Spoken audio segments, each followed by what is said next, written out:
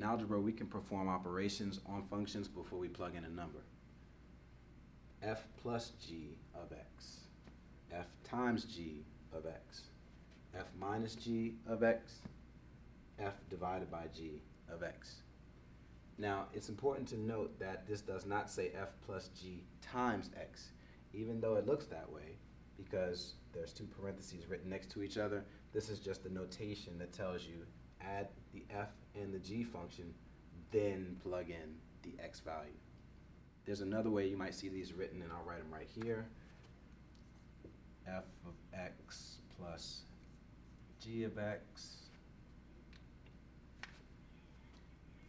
f of x minus g of x. You might see f of x times g of x, and you might see f of x over g of x. It's also important to note that for f of x over g of x, the function g cannot equal 0 because fractions cannot have a denominator of 0. Let's find the sum of two functions, f and g. Here we have two trinomials, and we want to find the sum of the function, then plug in 10. So first we want to add f plus g. We're going to take the f function, x squared minus 5x plus 2, and we're going to add it to the g function, 9x plus 7x squared minus 4.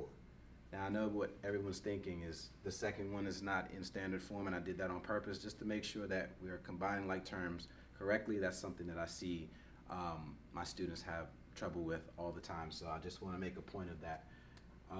Since we're adding, we can go ahead and get rid of the parentheses because none of our values are going to change due to the plus sign between the two functions. So we can start combining like terms. First, we're going to add f plus g. If I want to combine terms, then I have to look for any other x squared terms. I have one x squared term there. Do you see any more? Yes, we do. You see 7 here. We have 1 plus 7. That makes 8x squared. And then I can cancel out those because I've used them. I look for any x to the first power terms. I have negative 5 here, and I have 9 there. I'm going to put a circle around them just to tell the difference. Negative 5 plus 9 equals positive 4x. So I can cancel those out there. And then last but not least, we have two constants. 2 plus negative 4, or 2 minus 4 is negative 2. So we can cancel those out. So far, we've done f plus g. So the only remaining step would be, once we get f plus g, we're going to plug in 10. So everywhere we see an x, we're going to plug in the value 10.